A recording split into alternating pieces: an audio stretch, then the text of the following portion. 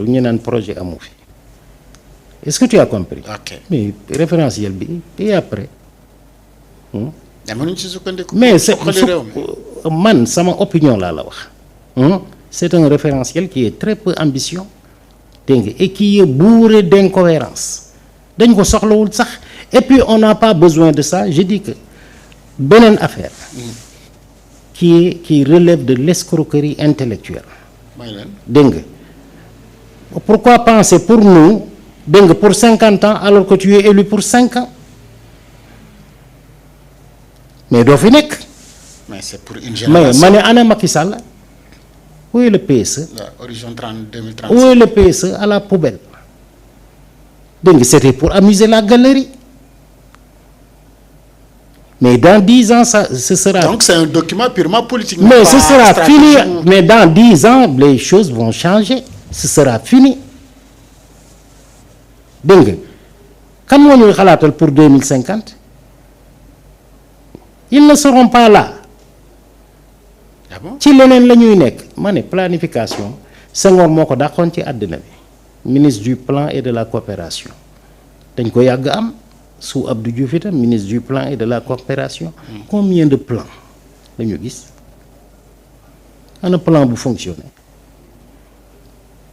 il faut que ñoom ñu ñëw il faut que ñoom ñu ñëw dans le réalisme concret dégg nga. lan mooy réalisme concret. waaw dañ maa fal pour 5 ans dégg nga ci 5 ans yi lii ak lii ak lii lay def du xam nga li ma wax. waaw trajectoire bii lay jël waaw si tu réussis ça nit ñi gis ko nga demandé waat beneen mandat dégg nga décliné waat beneen programme est-ce que tu as compris. Ouais. mais personne n'est aussi aimé et ne sera aussi aimé dégg nga pour incarner l'État pendant 25 ans 30 ans yooyu jeex na. kon xalaat bu gudd bi sonal sa bopp la. mais xalaat bu gudd dégg nga dans le temps lu baax rek lañ bëgg mais cantonné nañu cantonné wu dégg nga ci li nga xam ne moo nekk suñu kanam comment les résoudre du dëgg. ndànk-ndànk on y va on révolutionne et cetera tout en sachant que dégg nga dans 5 ans on va partir ou dans 10 ans on va partir. dégg nga d'autres figures vont émerger ñëw avec d'autres visions ak yeneen xalaat alors il ne faut pas dégg nga nous entraîner dans des trucs pareils da nga dégg plan 2100 bu États-Unis wala bu Chine da nga ko dégg. non. wala bu Corée wala bu Suède wala bu Norvège wala bu Danemark da nga ko dégg. non non mais ku fa taxaw di ko wax sax ils vont te dire mais arrête pour qui te prends-tu. Tu es quel messie wala quel prophète. mais dis-nous pour gouverner benn réew di nga am au moins ay. mais tu as une vision.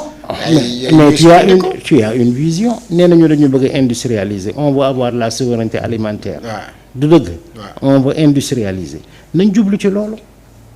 mais ñoo ngi ci. non ma ne ñu nekk ci loolu. est-ce que tu as compris.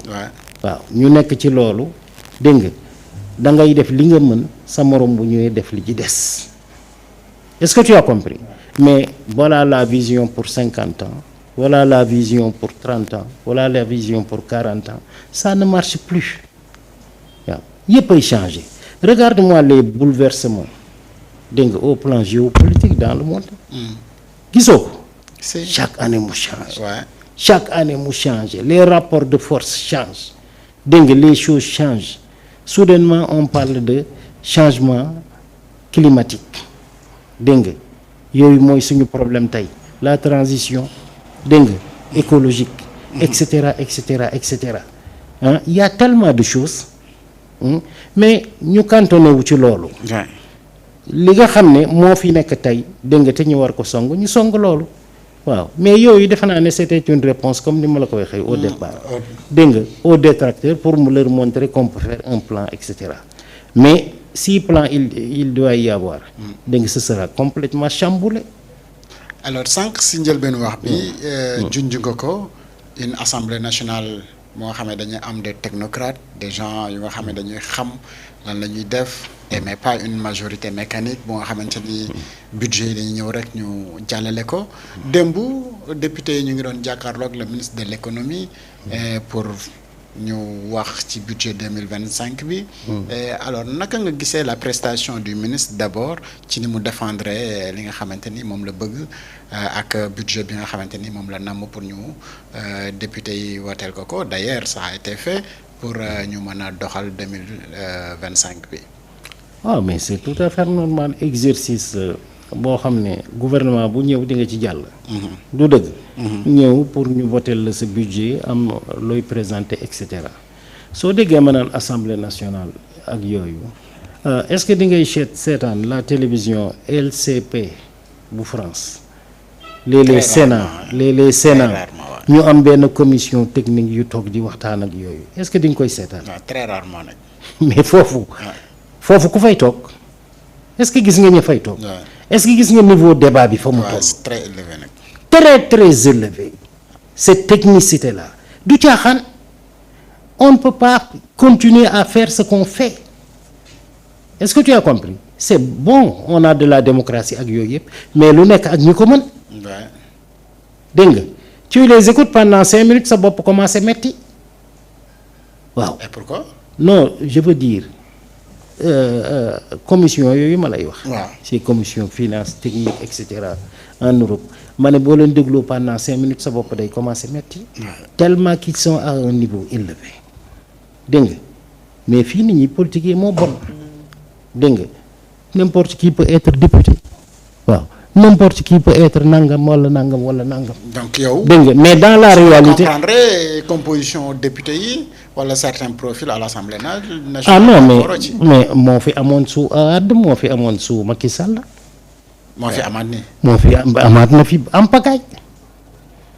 député yaa ma neex. am pagaay waaw am pagaay alors que il faut que ñu détaché wu dégg nga dafa am foo xam ne bu ñu fa tolloo il faut que ça commence à devenir scientifique est-ce que tu as compris le député qui peut tenir tête dégg nga au ministre des Finances dégg nga qui peut lui apporter une réplique dégg nga des répliques scientifiques bariwuñu Assemblée nationale comme le ministre de l'agriculture wala nangam dégg nga y a des gens yoo xam ne dañuy am benn dimension benn capacité intellectuelle pour mën a dégg nga pour mën a wax ak ñoom dégg nga challenger seen programme dugg dans les détails et cetera c'est parce qu'on a fii politique la rek dégg nga on fait de la politique ba yegg si. et pourtant on dit qu'on a de bons cadres. à l'Assemblée nationale il y en a quelques. waaw il y en a de grands quelques mais kii yoo xam ne dafa mel ni dañu xamuñu sax fu ñuy taxaw parce que y a mélange de genre boobu ci lañ war a génn est-ce que tu as compris vaut mieux créer une assemblée populaire dégg nga à côté boo xam ne certains profils fa la ñuy nekk dégg nga di wax ci benn niveau ak yooyu am benn niveau boo xam ne dégg nga c'est supérieur fii c'est technique waaw on parle d'autre chose di transcender yeneen loolu la ñu amul waaw et yooyu manquement yëpp da nga koy gis waaw il faut que ñu génn ci li ñu nekk waaw il faut que ñu génn ci li ñu nekk. est-ce que cette assemblée-là vous inspire confiance est-ce que ñoom dinañu mën a joyantiwaat les débats ba nga xamante ni les ministres ak ñeneen ñi bu ñu ñëwee ils auront vraiment des députés yu leen di mën a secouer ba génne si ñoom li ñu soxla. mën na am mu tane waaw ma ne mën na am mu tane. mën na am mu tane. mais bien sûr. te tane moom fu mu am feebar jógu fa. mais mën na am mu tane waaw parce que mooy li ma la wax dégg nga le ministre du budget le ministre de l'économie dégg nga le ministre de certains ministères bari na ay ministères mais caaxaan yëngalu leen du dëgg. waaw y a un certain niveau ak yooyu yëpp booy mën a entrer ak ñoom et cetera waaw mais on refait la même chose on a connu ça ci régime yi fi passé yëpp du dëgg. ce qui intéresse le politicien c'est la majorité mécanique na gars yi voté samay affaire j'ai la majorité personne ne m'empêche de gouverner et cetera loolu la lu ma indi assemblée rek mu jàll. waaw comme mais poste waaw comme lettre à la poste. waaw alors que assemblée nationale dégg nga c'est le poumon quand même de la démocratie. foofu jéggi siraat la war a doon waaw indi dara ñu xool ko ba noppi delloo la ko ne la nanguwuñu nangam nanguwuñu nangam nanguwuñu nangam dégg nga direction bi nga jël bëgguñu ko il faut changer c'est ça qu'on veut dégg nga discuter ko et cetera waaw am ay projet de départ yu ñu leen di jox yoo xam ne liggéey nañ ko ci fu mel ni conseil économique et environnemental en France par exemple dans les pays européens mais ay kàngam ma fa toog c'est le laboratoire ay laboratoire lañu pour confectionner des projets d'État lu la ñu wax ci déjà quand le député reçoit ça dégg nga le député itam il est entouré d'assistants yoo xam ne ils sont payés par l'État dégg nga pas n'importe quel profil mën a liggéey ci yooyu yëpp et cetera finalement on arrive à un degré de scientificité dégg nga boo xam ne day jëmee dëkk bi ci kanam waaw nga xam ne ministre bu waree ñëw sax il réfléchit 150 fois les conseils techniques sont obligés de travailler les gens travaillent nuit et jour parce que fi ñu jëm caaxaan jàllewuñu fa waaw mais c'est très facile ana budget bu ñuy rejeter majorité mécanique moi je suis contre ces formes d'assemblée nationale là dama bëgg ñu commencer am àddina foofu la tollu tey ay assemblée nationale constituante on choisit des gens waaw tel corps de métier vous nous donnez votre député votre représentant tel qui votre représentant tel on choisit mais suñu welee loolu du yomb ci Sénégal gi mais dama ne foofu lañu war a jëm xam nga lu tax kenn toogu fi pour kenn waaw ku ne da nga fi toog pour une corporation bien déterminée dégg nga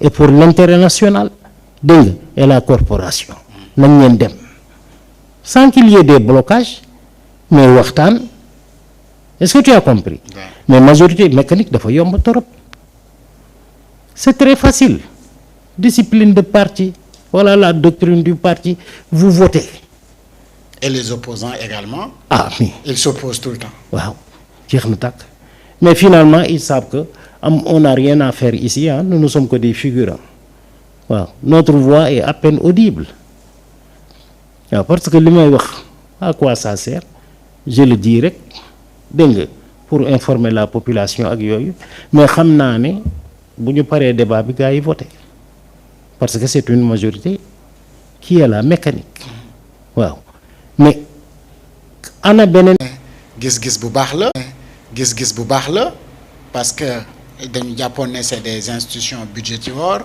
wala da nga gis ne luy yéexal doxalinu économie bu Sénégal la waaw au conseil des collectivités territoriales d'accord na vraiment on n'en a pas besoin dégg nga waaw on n'en a pas besoin mais acte 3 de la décentralisation waaw ma ne où est l'acte 3 de la décentralisation fu mu jëm mbalit communalisation ma ne mbalit la jëm waaw mais il y a un nouveau pouvoir une nouvelle vision lépp la ñuy defaraat dégg nga il y a une nouvelle vision mais dañoo soxlawul loolu sax. mais nous territoire dañu soxla autonome. non mais sañu wele pour développer. pour la décentralisation. waaw décentralisation kay moom c'est autre chose. mais territoire yi dañu soxla. ma ne au moins am autonomie financière am ay compétences yu ñu leen transféré ñu mën a suqali limite. sans ñu dépendre ci état. waaw on est parfaitement d'accord pour moi les territoires.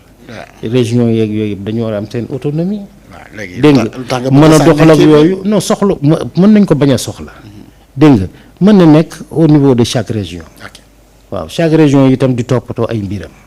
dégg nga par rapport à l'état central je pense que loolu doy na waaw conseil économique social et environnemental nag dégg nga na mu doon fonctionner baaxul waaw c'était un nid de politiciens dégg nga bu ñu casé ay ñu dul jeex waaw voilà il fallait changer ça tout simplement dégg nga. dem ba dissoudre ko moom nekkul ci loo ànd. non mais dañ ko soxla parce que un état a besoin de beaucoup de dafa soxla kuréel yu bari dégg nga yu ñuy waxee ak di discuter dégg nga raccourci warta am ci état waaw lu ne dañ ko war a saytu fu nekk waaw di ci waxtaan di ci dem moi si j'étais président de la République même Sana dama koy instaurer. Ah oui waaw. Mais un pays qui n'a pas d'argent, boo xamee économie bi muy souffrir, mais comment tu peux prendre des engagements comme ça? Si on peut avoir nu mu tudd xaalis yooyu yëpp mën nañ ko am. Il suffit d'organiser dama ne il suffit d'organiser l'économie ak yooyu yëpp gis nga démocratie dafa am coût itam. La démocratie a un coût. du dëgg. pour que caaxaan dootul jàll. contrat yooyu ñu doon wax noonu dégg nga bu toppee ligne boobu. du mën a jàllax du mën a jàllax kenn du ko signé du dëgg. parce que fi mu jaar yépp la waaw conseil économique et social waxtaan nañ ci dégg nga ba tënk ne contrat bi du nii la war a demee assemblée nationale jot ci ñu pare dem ci Sénat boo xam ne dégg nga beneen qualité.